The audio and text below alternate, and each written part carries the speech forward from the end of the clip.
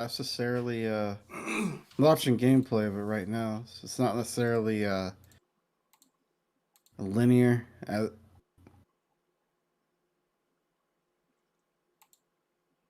Yeah, I'll take a look at it. I mean, it's on the PS5, and you can't even get a PS5. Is it coming to? Is it also coming to PC? It's on PC. Okay, yeah, this looks good. So I mean, I'm guessing you have. No, you know what this looks like? This looks like Starlink, but you can get out of your ship and do stuff too. Yeah. Starlink mixed with Descent. I've actually heard decent things about Starlink. It wasn't that bad. I mean, the thing is, I have that game on PC. I got it for free through Ubisoft. Yeah. And I've never played it. Like, I have the complete game, all the DLC, never played it. Which tells you how you know. People are kind of mad because, like, I mean, people felt burnt by Star Fox Zero. And, look, they were mad. It's like, oh, Ubisoft made a better Star Fox game than Nintendo. No, I mean, here's the thing. Here's what I'm going to say about Starlink, and here's what I'm going to say about Star Fox Zero and Starlink.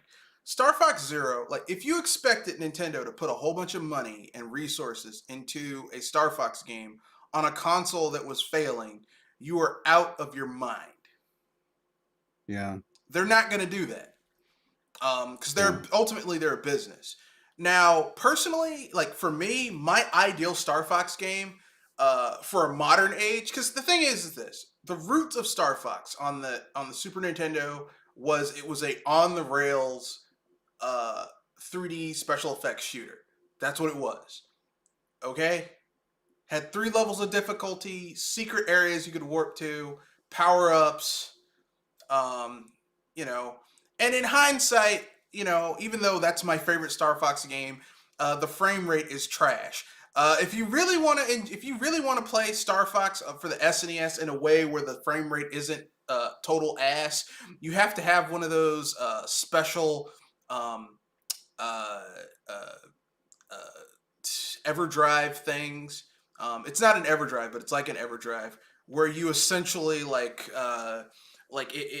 it increases the clock speed. So like certain games that had a lot of slowdown, like Super R-Type, Gradius for the SNES, so Gradius 3, like those games, they don't have the slowdown. They actually move at a stable frame rate, like at 30 frames or 60 frames, whatever.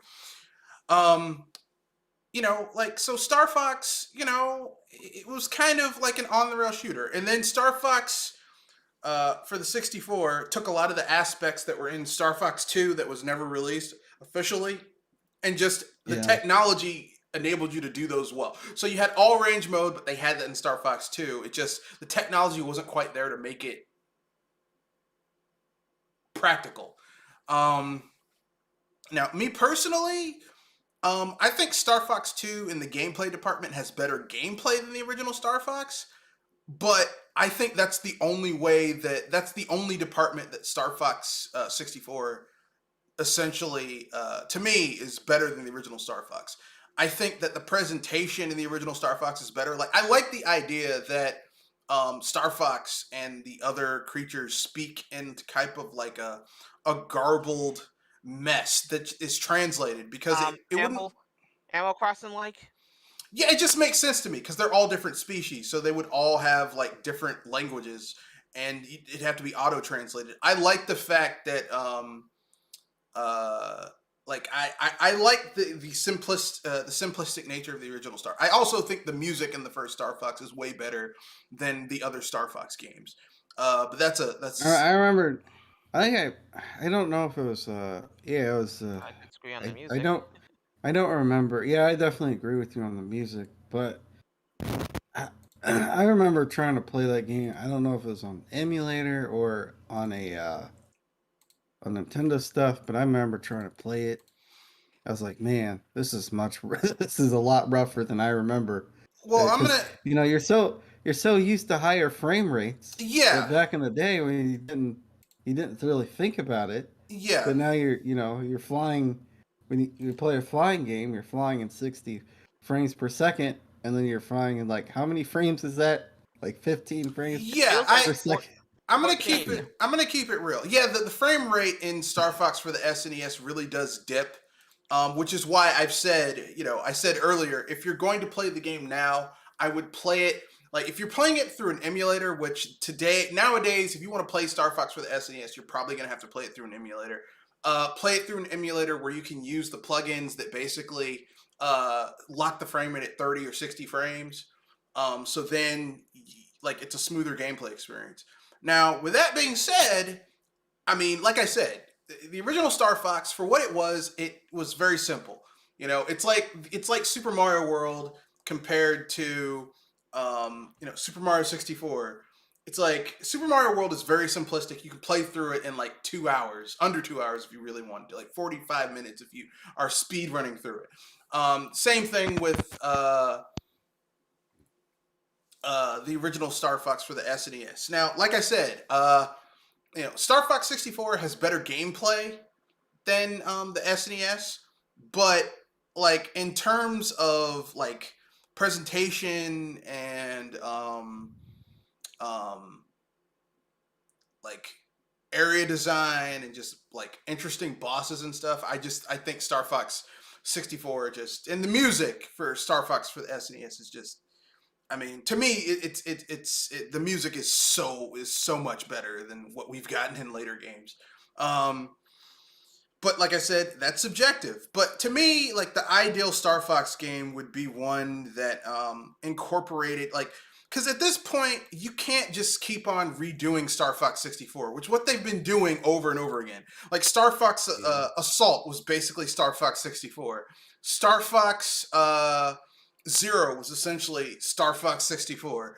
Like, it's like, can we please move beyond Star Fox 64? Sadly, if you're gonna ask that, then you gotta remember which one most people remember the most.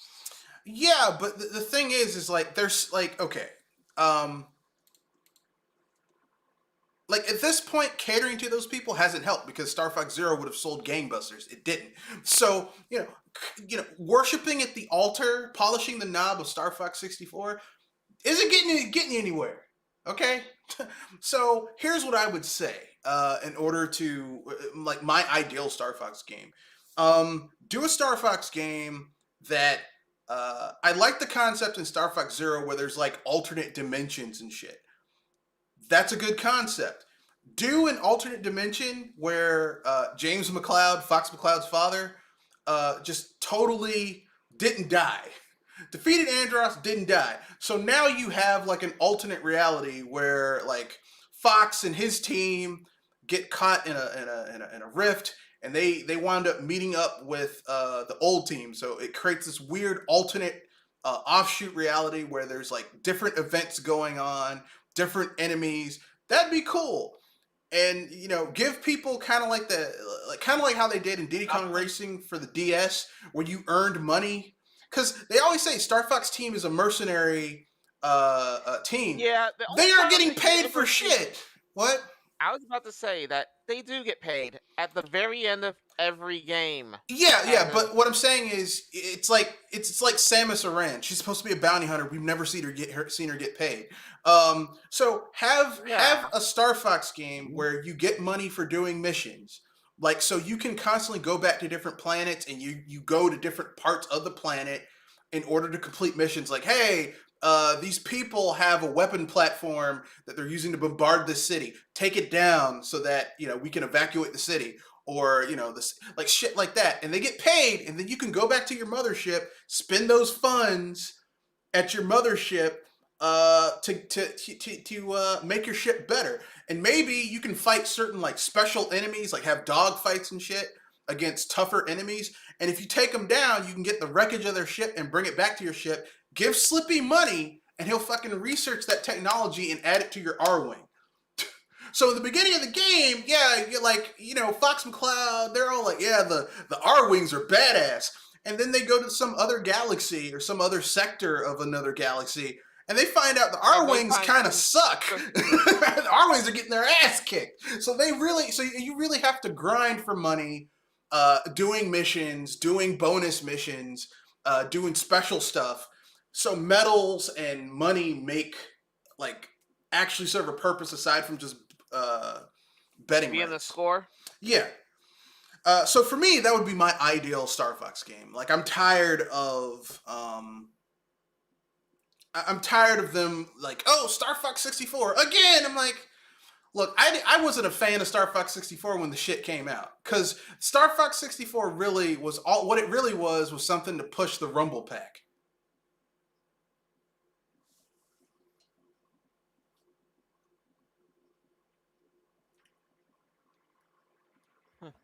And let's keep it real. Most people, after the first time they played Star Fox 64 with the Rumble Pack, they took that shit out because it got annoying after a while. Yeah.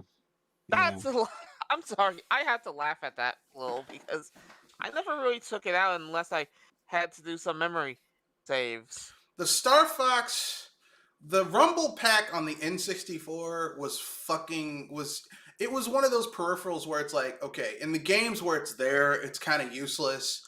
Like, like it was used in N64 and it was used in Ocarina of Time and Majora's Mask, where it was called the Stone of Agony, and you use it to find secret places. But here's the thing: if you had the player's guide, you knew where all that shit was anyway. So you didn't need the Stone of Agony. In Star Fox 64, if you were really good at Star Fox 64, you weren't taking hits like that where you needed the Rumble Pack. And if you sucked at Star Fox 64 and you were taking hits like that, it got annoying after a while. You're like, I'm tired of dying and having this thing rumble in my, vibrate in my hands. So, like I said, like the N64, the only peripheral for the N64 that actually made sense to have was the memory card, because there were certain games where you needed a memory card in order to save your damn game. Aside from that, most of the peripherals for the N64 were just a waste of space and time and energy and money. Yeah. I agree. Like, hey, you Pikachu, the microphone fucking sucked. That I could agree on. No, I'll add another one. Aside from the memory card, the Pokemon transfer pack that you could use in Pokemon Stadium 1 and 2 that basically let you transfer your Pokemon over to the game, so you could basically use it as kind of like a real life Pokemon bank. That was useful. But aside from that, but you can only use it for like 2 games, which kind of made it superfluous.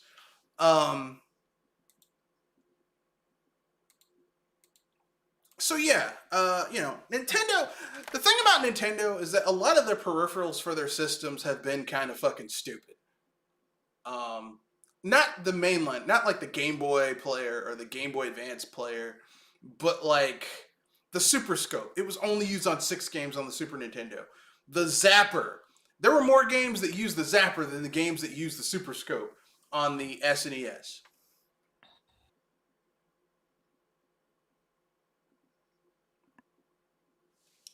That's not cool. Always trying to sell you some bullshit. But anyway, enough about talking about bullshit. Let's have everyone introduce themselves, and then we'll dive into more BS. Yeah, we got a lot of BS this week. It's not going to be fun. Well, it is going to be fun because I like busting bullshit. So, starting with the lady first, go ahead. Before I start, I'll say that I disagree with some of that as far as the attachments, since I use the transfer pack, by the way, and I consider the most useless being the microphone. It's only useful in game, basically. But let's be clear. You're a Pokemon fan, so it was useful for you. But for people who aren't Pokemon fans, the transfer pack is useless. It makes me wish that the N64 had GBA player of sorts, but I mean, they had that on the GameCube, so I mean, Yeah. So with that out of the way, at least for me. Welcome, ladies and gentlemen, boys and girls of all ages, to the BS Buster, so the podcast. I am Joe Right, Moonstar, and Not again. Yeah, yeah.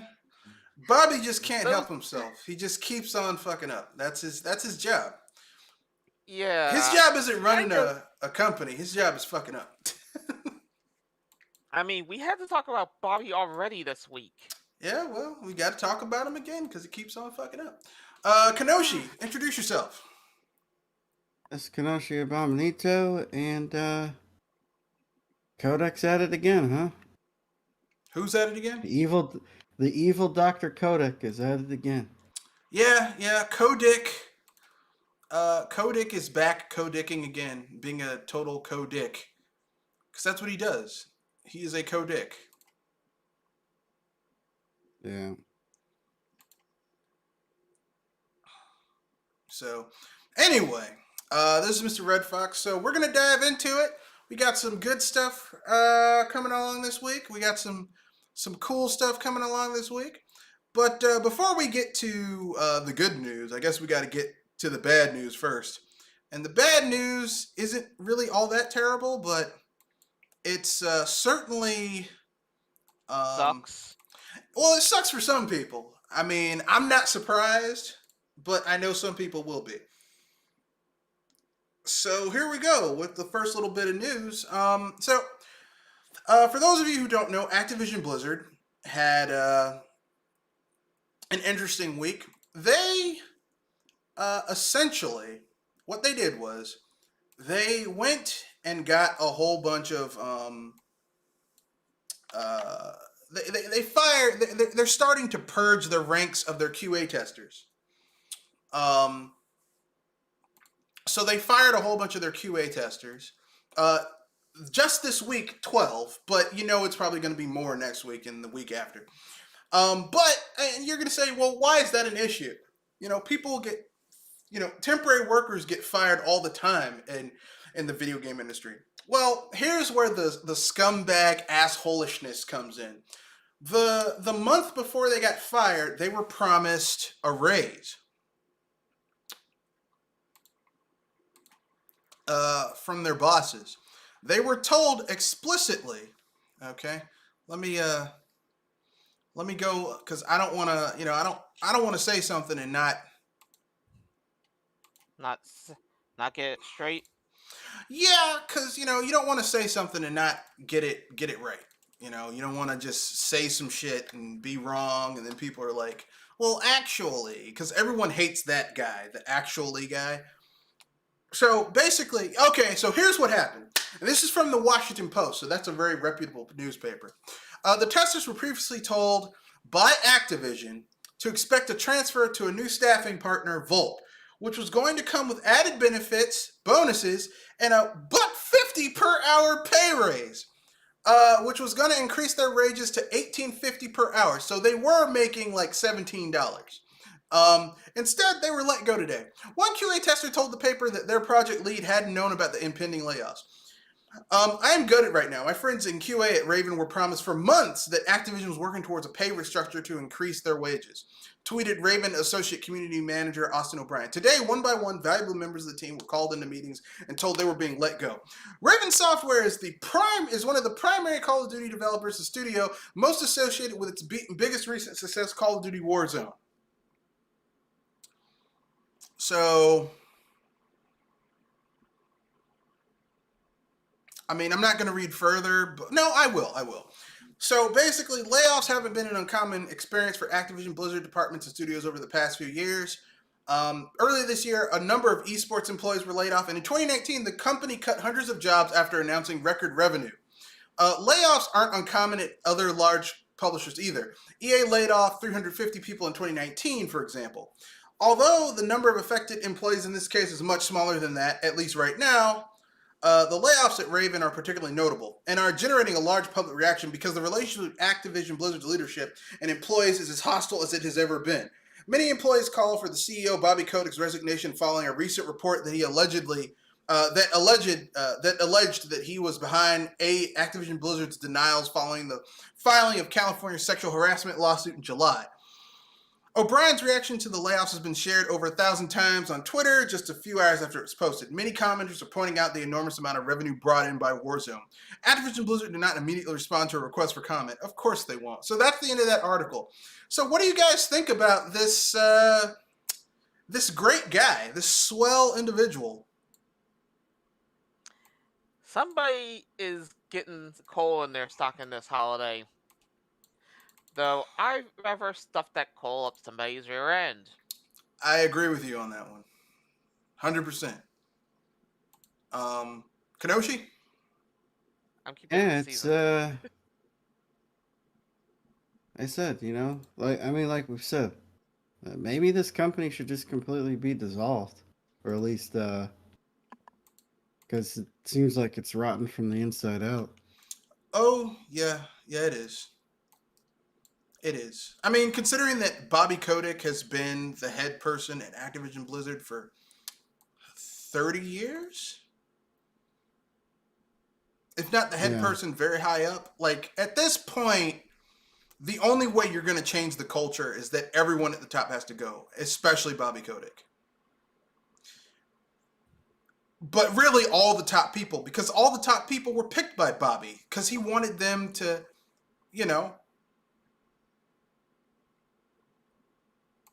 be what he wanted. So, I mean, yeah. I mean, functionally speaking, like a lot of people need to be fired. Like a lot. Yeah. And mostly the people at the top. Yeah. Like the entire executive board, they all need to go.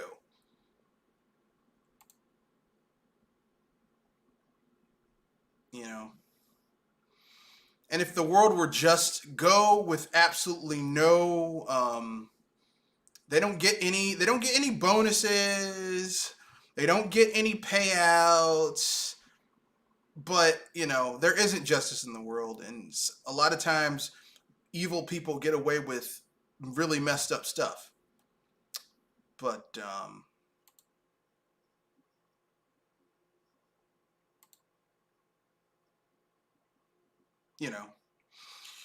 I mean, this is what we deal with, folks. This is what we have to deal with, folks. This is the trash that we have.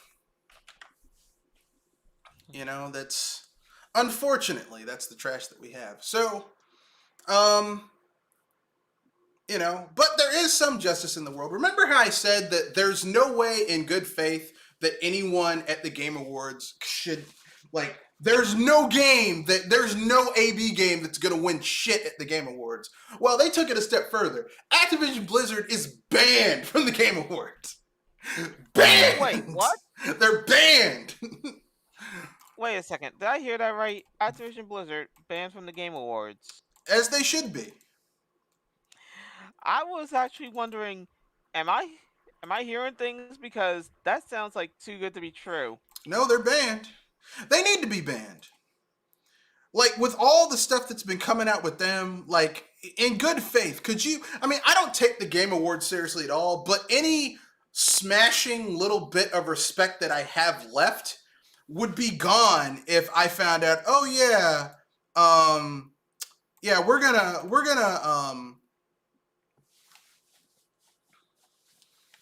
friggin'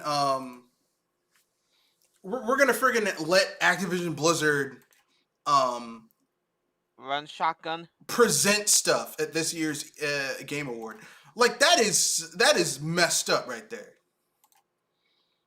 Like, I would lose what little well, I don't really have a lot of respect for the Game Awards, but what little respect, it'd be thrown out the window. Yeah, I would take that. What little respect I do have for the Game Awards would be picked up and thrown out of a window. What are your thoughts on this, Kenoshi? Yeah, I mean, for all the stuff that they've done, they should be banned from the Game Awards. I'm surprised that that happened, but I'm happy for it because seriously, I don't know any other company that deserves a ruder middle finger. I agree. So it makes me wish that there was more than just a middle finger. I mean, in a perfect world, these people will be drawn up on criminal charges, but we don't live in a perfect world, unfortunately. So, we got to Yeah. take what we can get. But, you know, By the slice. yeah, you got to take what you can get when you can get it. But, I mean, hopefully, knock on wood, these people can get some modicum of justice. Hopefully, I hope, you know.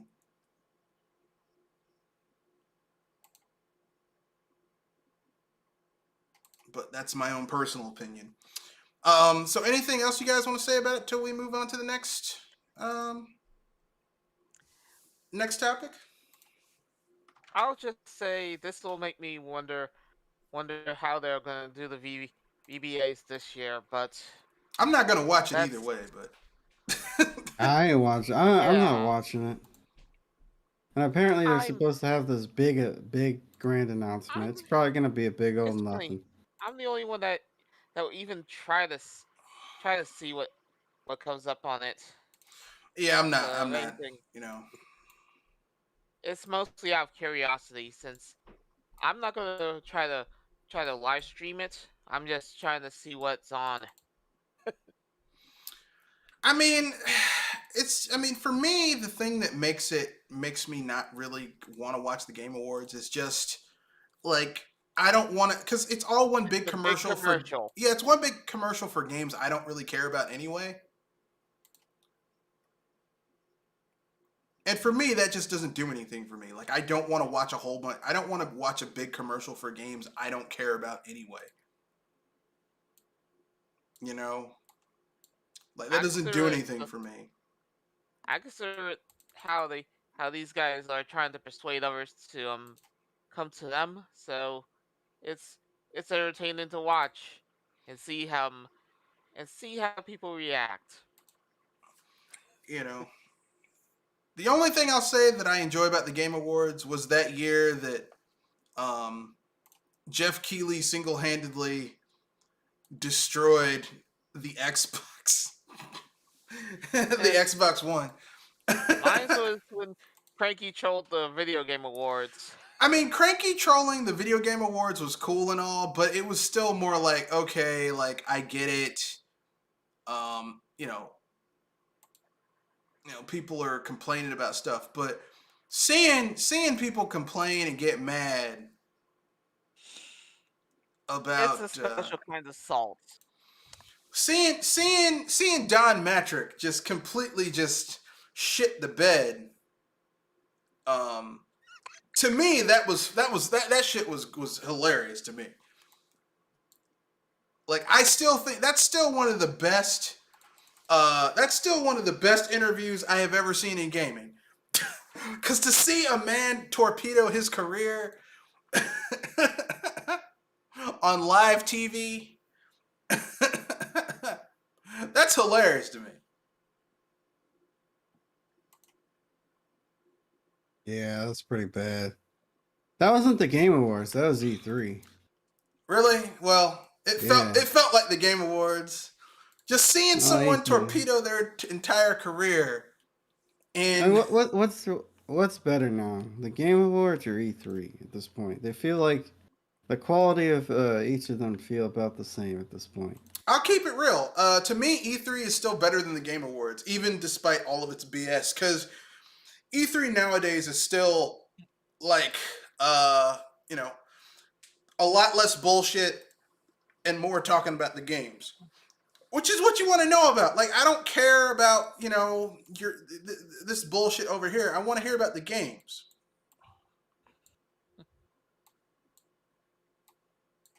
It's about the Yeah. games. Whereas we all know that the Game Awards is just going to be a whole bunch of bullshit. And we know Yeah. this. We know the Game Awards is just going to be a whole bunch of bullshit. Yeah.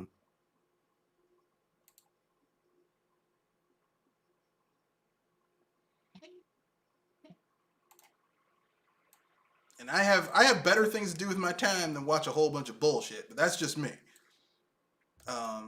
I know everyone has their own thing that they like to do.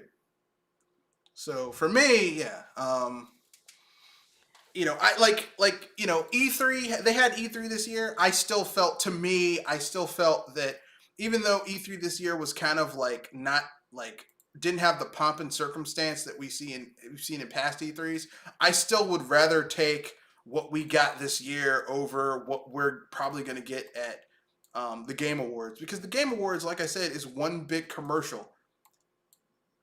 It's one big commercial. In categories that really shouldn't matter to gamers, like best video game streamer. I don't fucking care about the video game streamer. Yeah. If you're playing games because someone streams some shit, I'm sorry, you are not a gamer.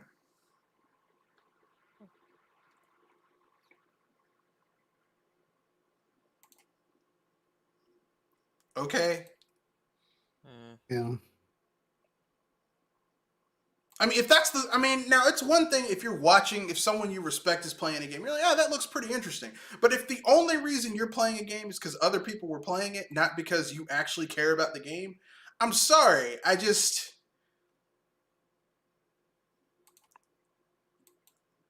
I'm not feeling it. Yeah. But, to each his own. So, is there anything else you guys want to add before we move on to the next topic? Nothing. What can top the VGAs on this one? Well, I mean, like I said, to give credit to where credit's due, they at least are saying, hey, we're not, you can't be here. Yeah. After what they did, and I can't blame them, because after what they did, it's like you can't in good faith have Activision Blizzard at the Game Awards after what they did.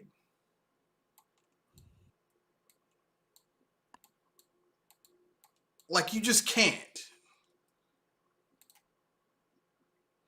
Any legitimacy that they may have is just gone if they allow Activision Blizzard to be at this year's Game Awards. I was trying to give you a good transition to the next topic. But anyway, let's keep it moving. But speaking of companies doing scandalous things, we're gonna have to talk about another company. Yeah, we got to talk about Take-Two. So Take-Two, as we all know, Take-Two has not been having a good year. Red Dead Redemption 2's online is a fraction, and a very small fraction, of what GTA 5's online is. So that's not really printing money like they thought it would. They got because the Old West is kind of boring without, cars, radios, good music, interesting characters. Exactly. Just a lot of things that make games fun. But not only are they doing that, but it's gotten worse, because you see, Take-Two has decided to sue everybody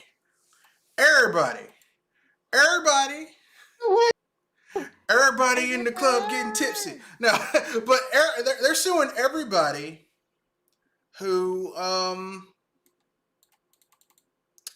is using the name Take-Two. Yeah, and that's gonna give you a pair of twos, as in a pair of two middle fingers.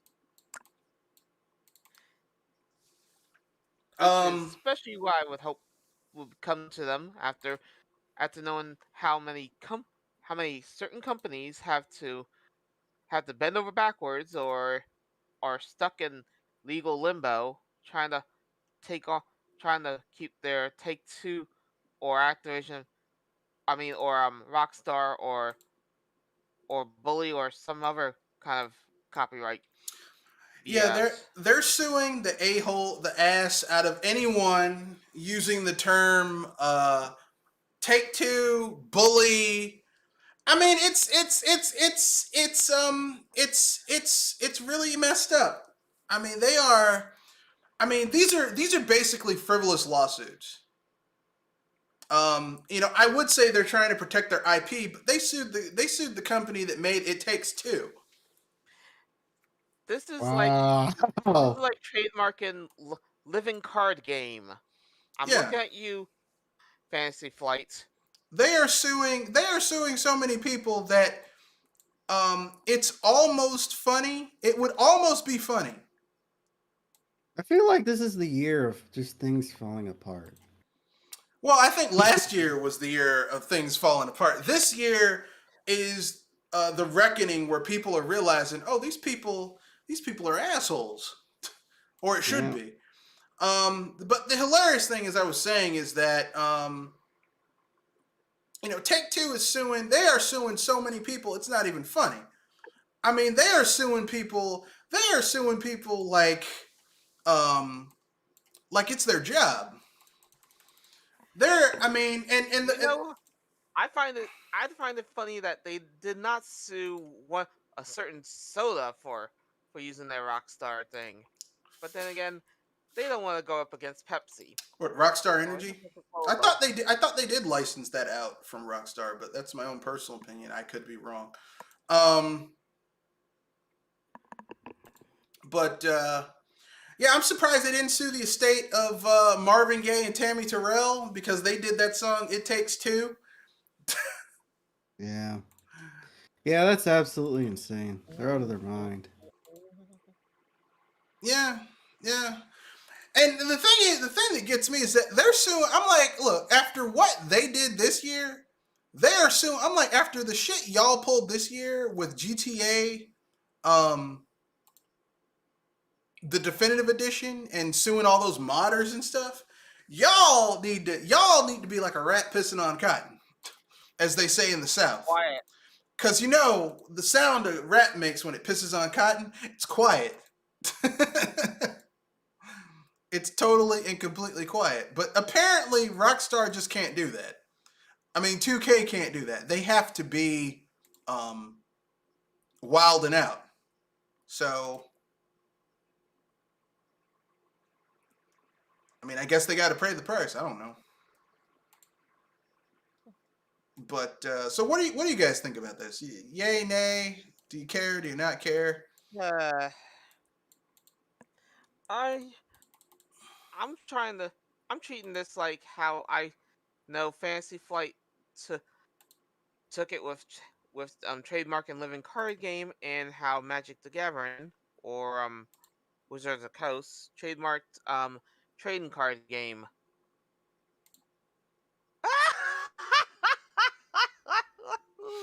Yeah, but You I serious? I mean, I hate to say this, but I can understand if they're trying to trademark trading card game because Wizards of the Coast, Magic the Gathering is still like one of the biggest trading card games on the market. Like Take Two is going after people that there is no way on God's green earth that anyone would ever confuse what they have with what Take Two has. Like clearly, this is either there's some shadiness going on, which I'm not gonna put it past Take Two, or and this is possibly more not likely, the law firm that Take Two um, has on retention is trying to make their money for the year.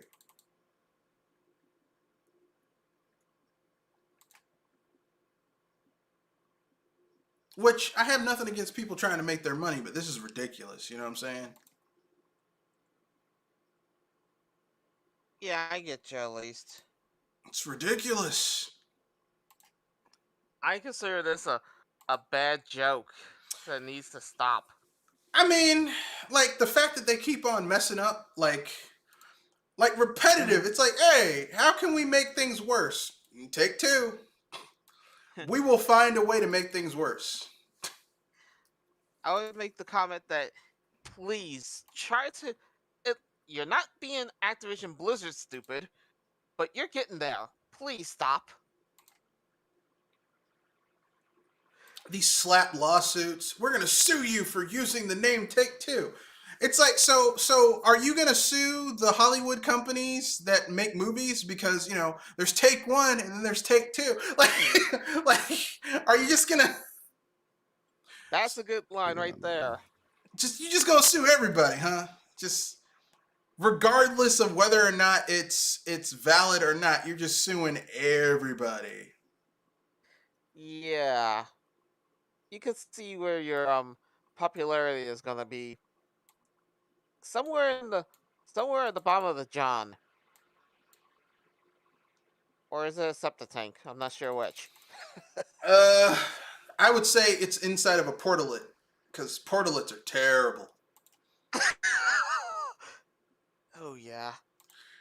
I remember I went to a music festival and the portalet was so jacked up that I was just like, you know what? I'm just gonna hold it and wait until I leave Home. the festival, and I'm just gonna go. I'm just gonna go use the bathroom. I'm just gonna leave the festival. So I held it. Like I just suffered in silence. Yeah, I can already imagine. That was terrible. Yeah, that portalet was so jacked up that portalet was so dirty and messed up that I was just like, you know what? I'm just gonna suffer. I'm just gonna suffer. I'm just gonna sit here and suffer in silence. Yeah, and I am knowing that feeling. Or I'm when you just go gonna. to, or when you end up in a gas station because you need to use the restroom, and the gas station looks like a murder happened inside. Yeah. Then you're just kind of like, I'll wait for the next gas station or the next rest stop. Well, it's like I'll hold it. it's like that Yeah. Animaniacs. It's like that Animaniacs where it's like that Animaniacs where Wacko had to go use the bathroom, and one guy's like, "Sure, you can use the bathroom."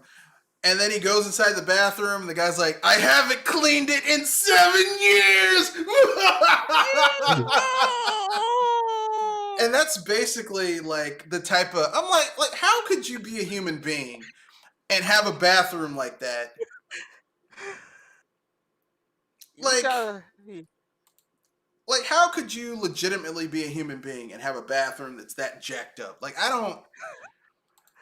can that. understand a lot of stuff.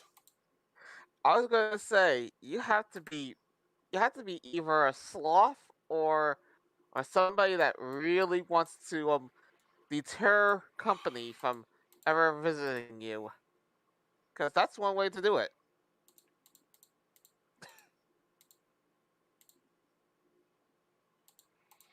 All I'm gonna say is this: when that happened, I was like, you know what? I'm done.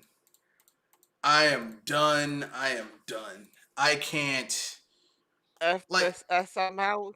yeah, yeah. I was like, you know what? Yeah, I'm done. Like, I was like literally, like as I was leaving, I went to the management company because I had really good tickets. I was like, the fact that you would have a bathroom like that, and this for what you're charging for tickets, y'all need to be shut. Yeah. Y'all need to have your ass beat. Yeah, that's the quality of what we're dealing with Take Two. You need to be ashamed of yourself for what you Deeply. did. Deep shame and sorrow. They need to be. They need to be ashamed. What was the name of that movie? What was the name of that show? Fuck, I forgot the name of it. EJs. No, it's a show called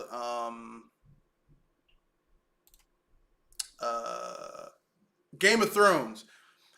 They need to be ashamed, like shame, shame, like that level of shame. Well, according to people who watched it, that show should be ashamed of itself after its last season. Yeah, I mean, I'll keep it real. The last season was kind of trash, but that's because they didn't have George R. R. Martin's template. Guidance. Well, they didn't have his template to do anything, so Can't be good all the time. True, but I was saying that I felt that the guidance of who was in charge earlier was where things went to S. Well, I mean, like I said, the problem was that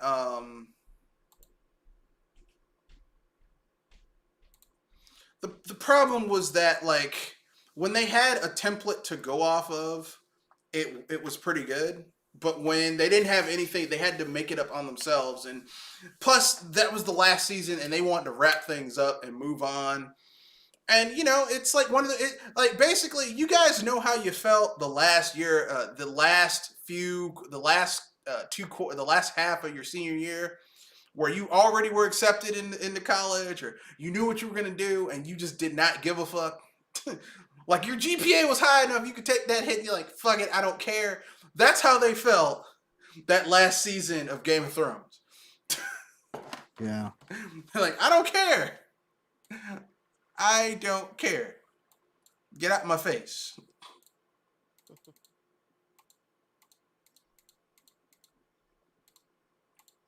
I mean, I totally understand it. I know some people are like, how could you say that? Man, sometimes, people get tired of BS. I don't know what to tell you. But yeah, so yeah, it was bad. But we have some other news stories. Something that's less scandalous is a company just frivolously suing people because they use a similar name.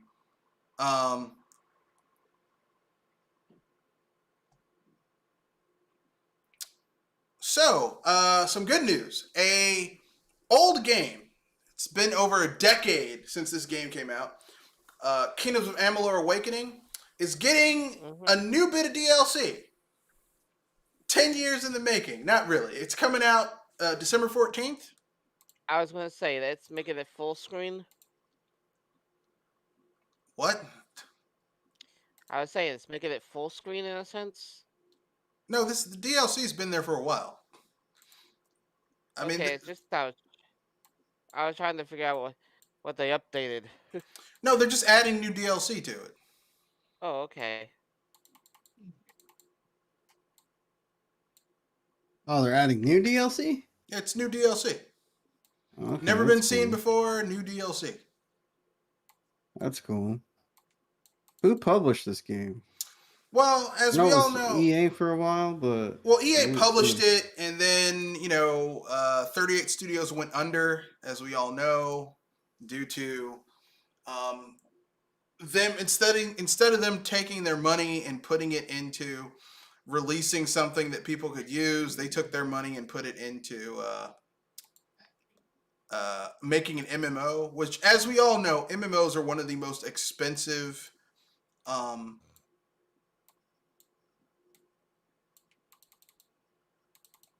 MMOs are like one of the most expensive IPs to create. Like, they are not cheap. Yeah. And I mean, you have to be prepared that when you make an MMO, you're essentially not going to get paid. Like, you're not going to make money the first while that game's being made, which is why your first game should never be an MMO, because they're expensive. Yeah, and we all know how well that kind of idea works. Usually, they usually go down the sink. I mean, I mean, like here's the thing. I'm all for people trying new and different things, but I have never seen a company try and make an MMO as their first game out and it be successful.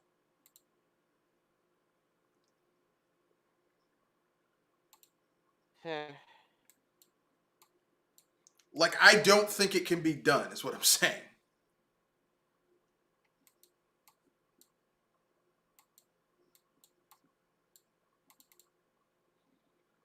I mean, maybe, but I've never heard of it. You know what I'm saying?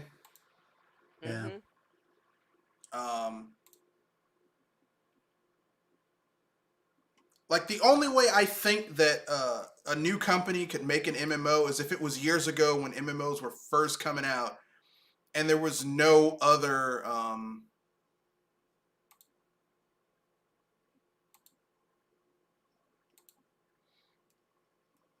there was no template for for the amount of content and what people expect from an MMO. You know what I'm saying? Yeah, I get you. But Trying nowadays, to that's the dark ages. yeah, nowadays, no. Anyone tell you that an MMO is anyone says that they're trying to make an MMO, I'm like, yeah, that's not going to happen. Because MMOs are just too expensive. They're too, like, the amount of content you have to have for an MMO. Most people just what? It has to be massive to even keep up with some of these. Yeah. You're just not going to get it. You're just not. Because let me put it this way, okay? Star Wars The Old Republic, and that was from BioWare and EA. And that game, within a year, lost a tremendous amount of its audience.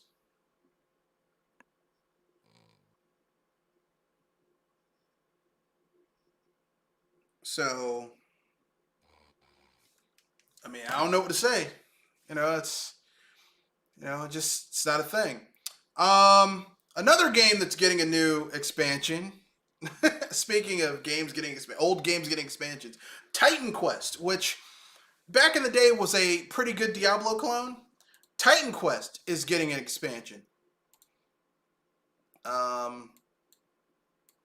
Which I guess for a lot of people is pretty cool. For those of you who don't know, Titan Quest is, I mean, like I said, it's a Diablo clone. But the shtick of Titan Quest, the unique thing that makes it different from other Diablo clones, is that in Titan Quest, you play the part of a human being who, over time, essentially can become a godlike figure in this mythological world. So, isn't that cool? Oh yeah. And it deals with Greek mythology and shit. So, I mean, that's kind of neat, right? Yeah. Now, I'll be fair. To keep it honest, I have tried to play Titan Quest many times back in the day, but I could never really get into it. It's one of those things where it's like, yeah, I got this game, but I just, for some reason, I can never quite get into it. Yeah.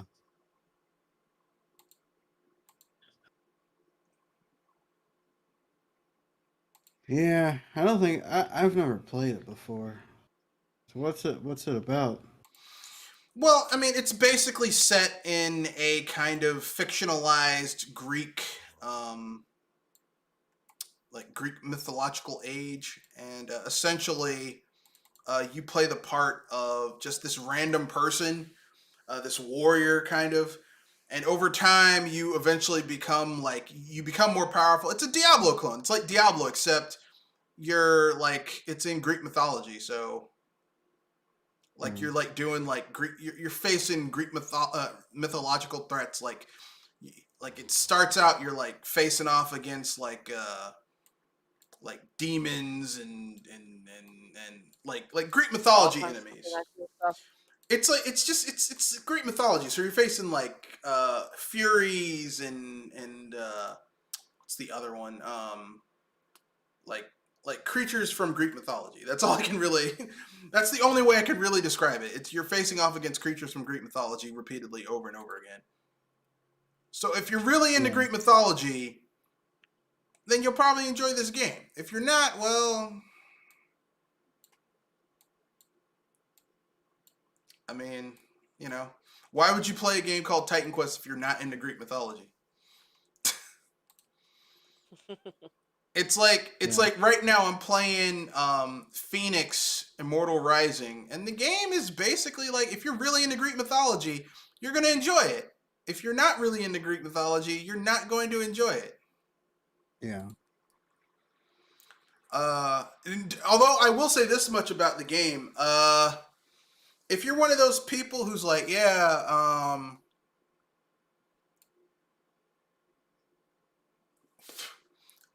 just because a game has a stylistic graphics, this is for kids. I'm gonna tell you right now, the game is not for kids.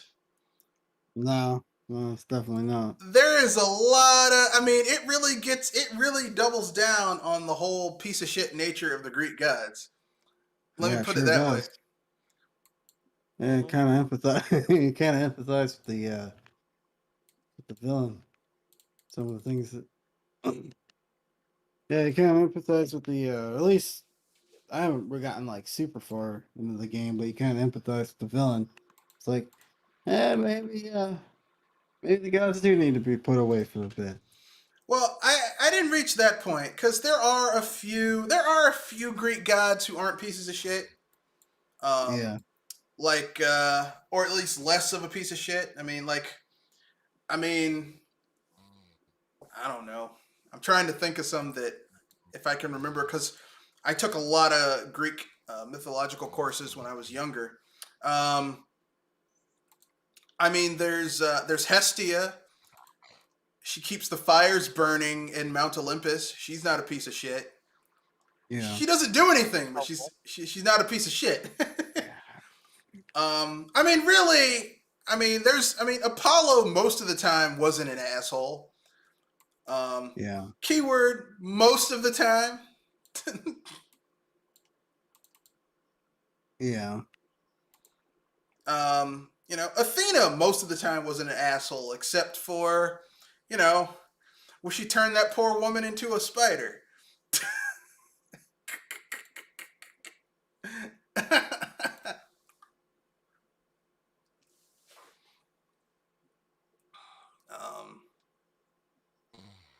Yeah.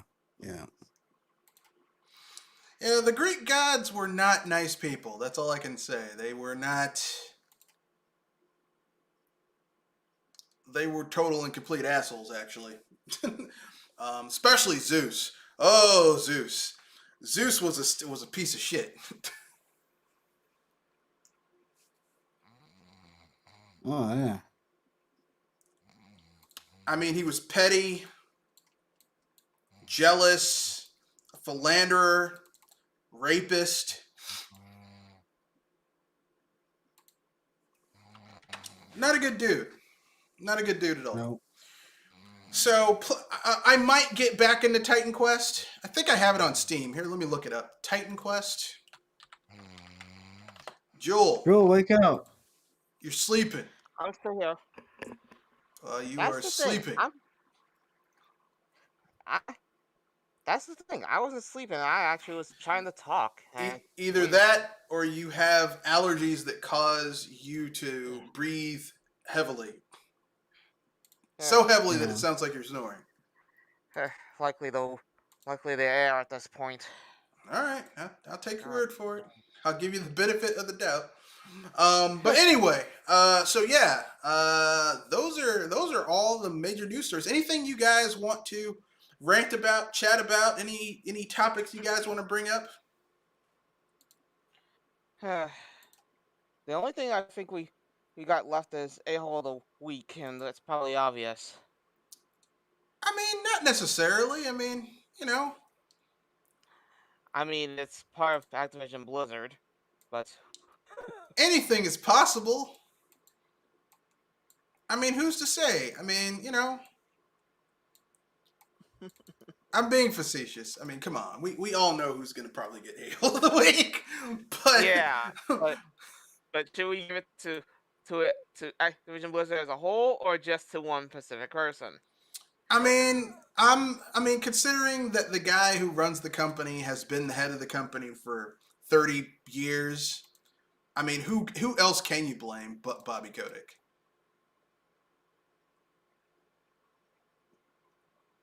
For how fucked up Activision Blizzard is. Good point.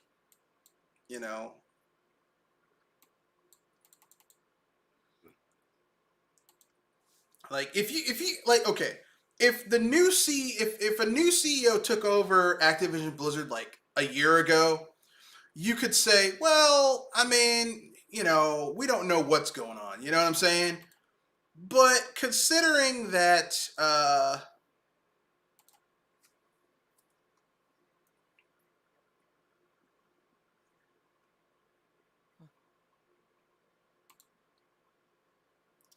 Bobby Kotick has been running the company for 30 years, come on. Like, you can't in any serious way say that, it's not Bobby. Like you can't say, oh, someone else made these decisions. Because here's the thing: even if Bobby Kotick didn't personally make the decision to fire these people, he's basically the person in charge of creating the culture of the company, of training the executive board, of putting people in place to follow the rules and the order that he created. So ultimately, the buck ends with him. Them trying to Good fire point. all these people. Oh, well, so and so, it was someone else. Like, no, you made that choice. I was saying that whether to give. I was asking whether to give it to Bobby Kotick or the company as a whole, because either way, it's going to Activision Blizzard either way, or it's going to Bobby Kotick either way. Well, at this point, Bobby Kotick he's been entrenched in that company for 30 years. So if you give it to Activision Blizzard, it's Bobby Kotick. Yeah, I'm just saying if if anything, it's probably hard to think of which one to give it. I mean, which spot to give it to as a whole. But then again, you're right. Since it's Activision Blizzard, it belongs to Bobby Kotick, and Bobby Kotick owns Activision Blizzard, so. Well, he doesn't own it, but he definitely has treated it like his own personal kingdom, hasn't he? More like his piggy bank, but yeah. I mean, he isn't a corporate raider, but he damn sure has treated it as his own personal,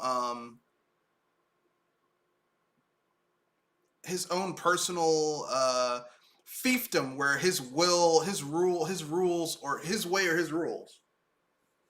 So Yeah.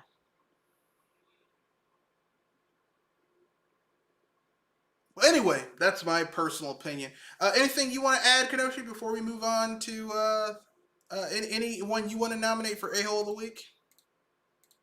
Not exactly. All right. Well, I have a little free topic I wanted to add. And it's based upon the simple thing that I'm going to make a statement and then I'm going to give some examples for you. N64 emulation is hard.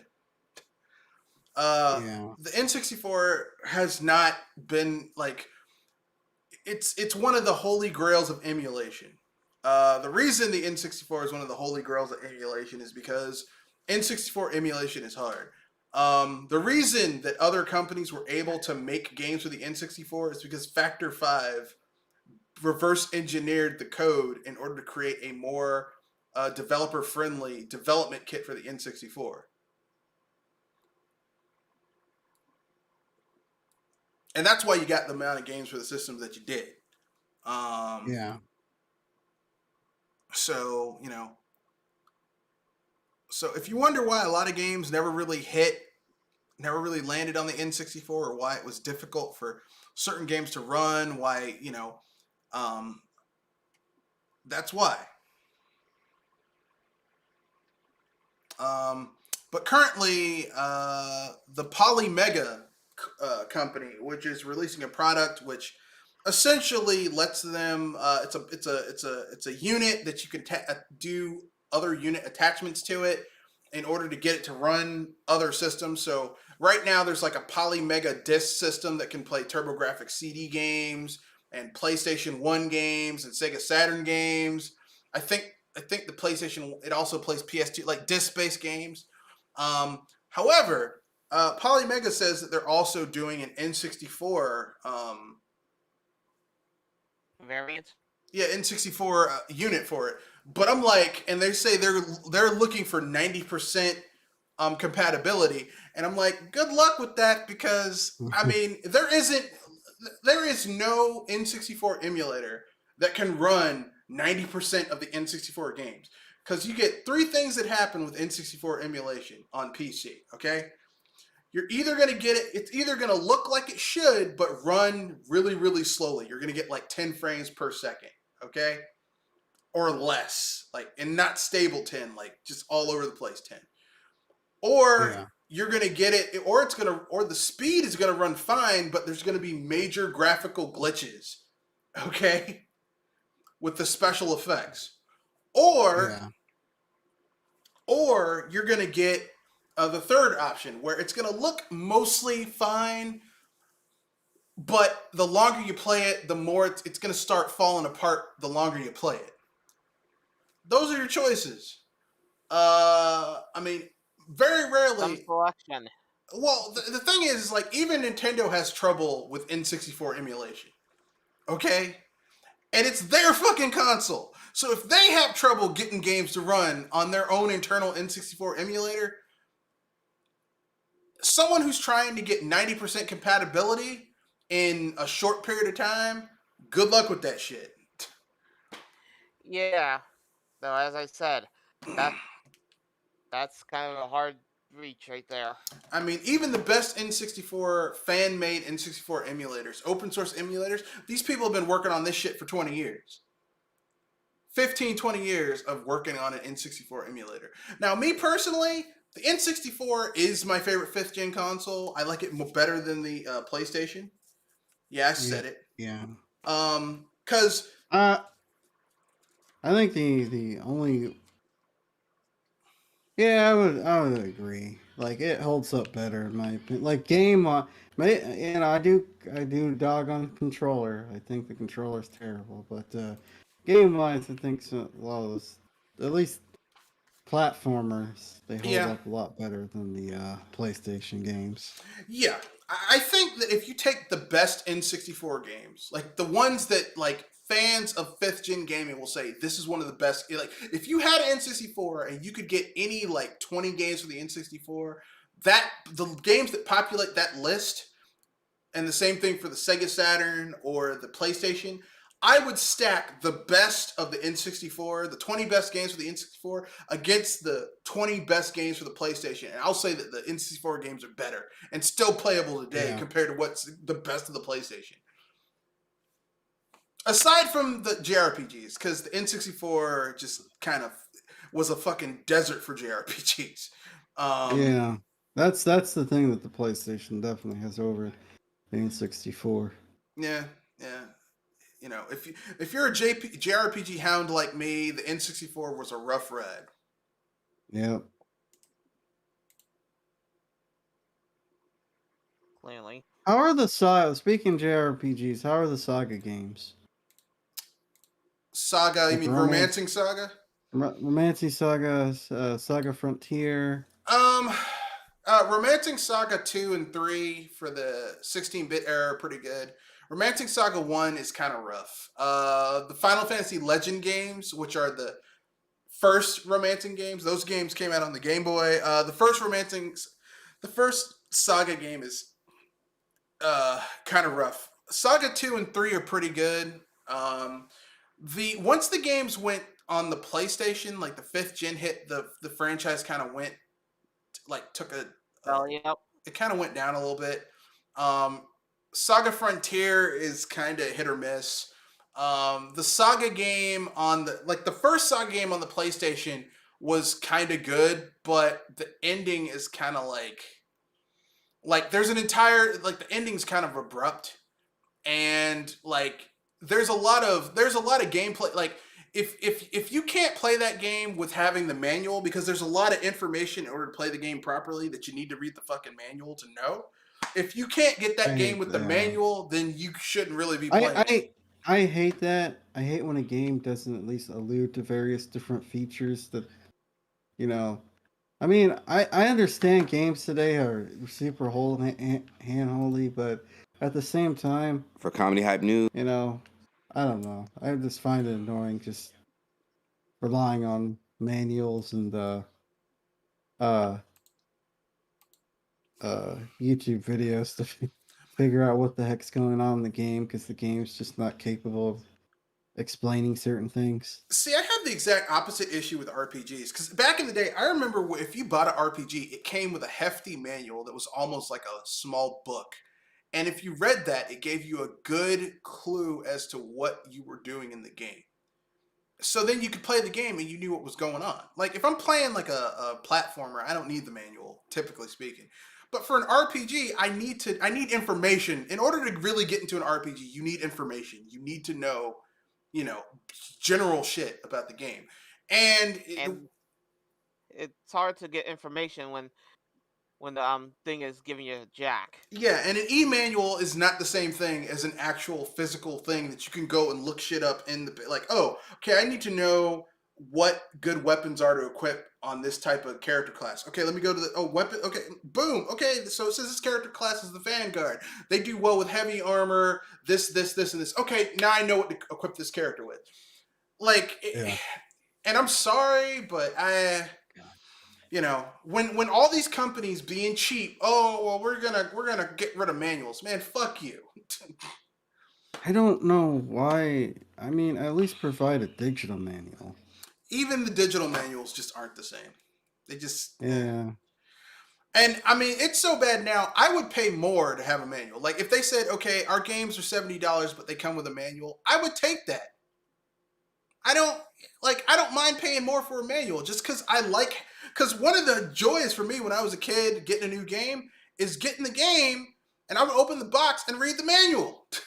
So that when I turned the game on and plugged it in or whatever, I You got a knew sense of what you're doing already. I knew what to do right off the bat. Like especially with RPGs. Because I remember when I bought Final Fantasy Legend 2 when I was a kid, it came with this thick ass manual for a Game Boy game that told you about the different races, gave you an overview of the overall game, told you about the different nuances for character growth for each of the different character classes, generally like gave you a run out for the best weapons to equip certain character builds with. Like all this awesome shit that if you just played an emulator of the game, you would have no fucking idea. And here's how fucking foul Square Enix is. If you get the Final Fantasy Saga series on PC or the Switch, doesn't even come with a manual. Oh wait, Saga is based off the Final Fantasy. No, they use that title Universe? to sell it. It's not based off the Yeah. Final Fantasy. Like universe. Yoshi's Island. Yeah, like Yoshi's. It's Super Mario World 2. This shit's not Super Mario World 2. How Oh. dare you, sir? I'm offended. We have never gotten to Super Mario World 2. The closest you're going to get to a Super Mario World 2 game is New Super Mario Brothers U. That's it. And even then, that's not Super Mario World 2. We have never gotten to Super Mario World 2. It doesn't exist. Okay? Like, They lied to you. that's all. They lied to you to sell you a new IP. Okay? Yeah. I know. I actually liked Yoshi's Island. I know you didn't like it very much, but Yeah, I thought it was okay.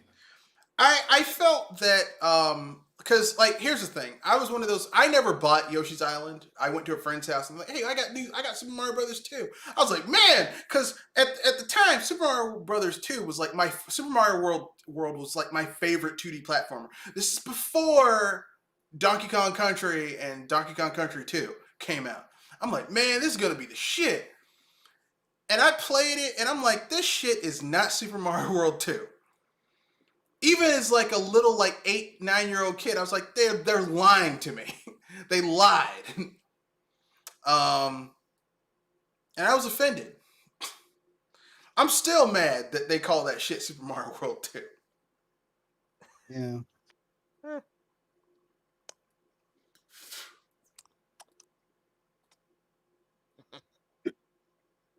Like how they fucking lied and said that Link Between Worlds was a sequel to well actually Nintendo didn't lie about that. Leakers lied and said, "Oh no, it's a sequel to Link to A Link to the Past." No, it isn't. It's its own thing. It uses a lot. It uses a lot of the same settings. It uses a lot of the same geography, but it's its own thing. Because I'm telling you right now, Link Between Worlds not nearly as good as Link to the Past.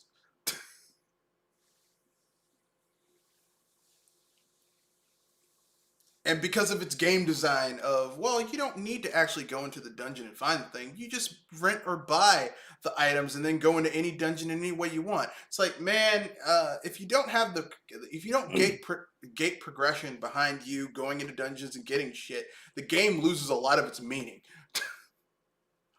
Yeah. It's a simple game design, but it works really well. That places like Xenoblade gives you that you could go here, but be prepared to bend over and take and pay a toll. Yeah. Or just having places you can't access because you don't have the requisite skill to get there. Like, I prefer that. Because then I put in my head, okay, in order for me to get up there, I'm going to need the gravity boots or the hook shot or the claws that let me climb a wall. And I don't have that yet. So once I get that, like all these areas I can now explore because I have this one thing that lets me take advantage of that environmental hazard. It's gone when you can go anywhere and do anything. Man, fuck off with that shit. I don't like that. I don't like that free-for-all game design. Free-for-all game design works when you have all of your abilities from the start and the game is specifically designed from the ground up to take advantage of that free-for-all game design. Legend of Zelda does not work as well when you have that game design. And I'm sticking to that. It doesn't work as well. But anyway, anything else you guys want to add before we wrap things up? We're almost at the end of the cast. Oh, the game I was talking about either before or during the cast actually has called Chorus. It actually has a demo. Yeah, I downloaded it on Steam. I'm gonna try it out, see how I like it.